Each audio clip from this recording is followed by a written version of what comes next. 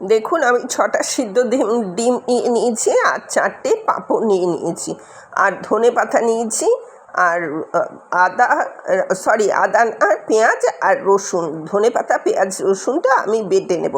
বেটে নিয়ে ফিরে এলাম।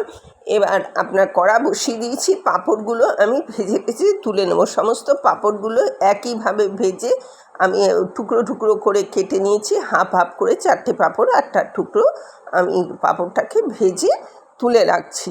এই পাঁপড়গুলোকে এইভাবে ভেজে তুলে রাখবেন, খুব ডিপ করে ভাজবেন না, হালকা করে ভাজবেন।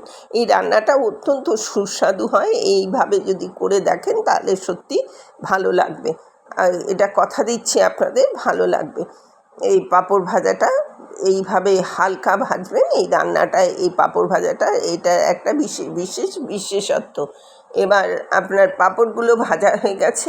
এবার সেই কড়াইয়ের মধ্যেই আমি জিরে ফোড়ন দিয়ে দিলাম। ইন বিটুইন দ্য পিরিয়ড আমি কটা আলু কেটে রেখেছিলাম, সেই আলুগুলো ওর মধ্যে দিয়ে দিলাম।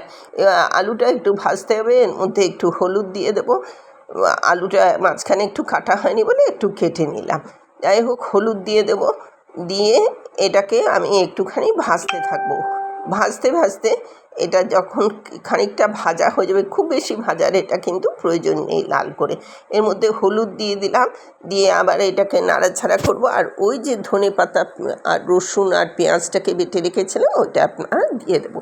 ওটা দিয়ে এবার এটাকে কষতে শুরু করবো। বাই দ্য ওয়ে, আমি নূপুর, আপনারা দেখছেন smile with Nupur and Tania. Please একটু সাবস্ক্রাইব করে দেবেন, বেল আইকনটা টিপতে ভুলবেন না, লাইক শেয়ার করে দেবেন, করে দিয়ে একটু পাশে থাকবেন। নিত্য নতুন রেসিপি আপলোড করলে নোটিফিকেশান আপনাদের কাছে যথাসময়ে পৌঁছে যাবে।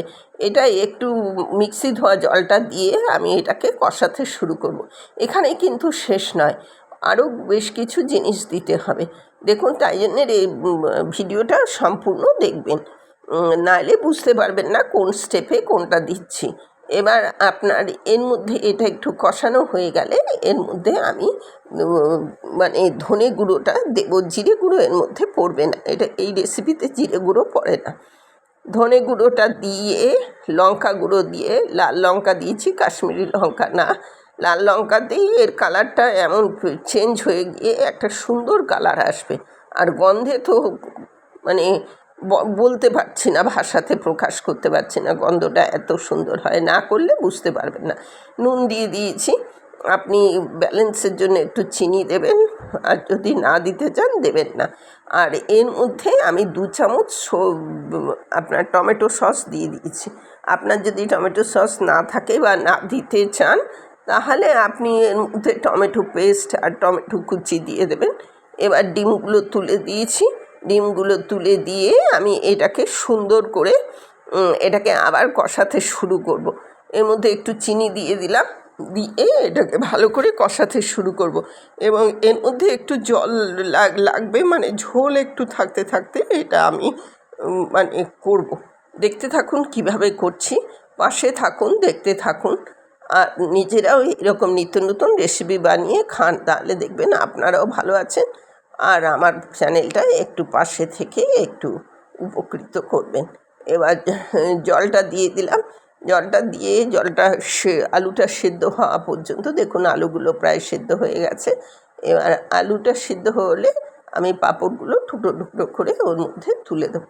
এটা এত সুস্বাদু হয় পাঁপড় দিয়ে এই ডিমের তরকারি, জানি না আপনারা কে খেয়েছেন না খেয়েছেন। এই অনবদ্য রেসিপি, মানে অভিনব স্টাইলের একটা রেসিপি, যেটা অত্যন্ত সুস্বাদু হয়।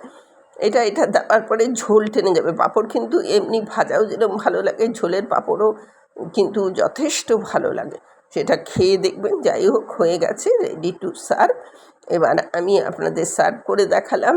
আর এতক্ষণ আমার সাথে থাকার জন্য অশেষ ধন্যবাদ। পরবর্তীতে দেখা হচ্ছে যে কোনো এপিসোডে যে কোনো রেসিপি নিয়ে। নিত্য নতুন রেসিপি পেতে আমার চ্যানেলটা একটু সাবস্ক্রাইব করে রাখুন, তাহলে কিন্তু যখনই নোটিফিকেশান দেবো পৌঁছে যাবে। আজ তাহলে আসছি, টাটা।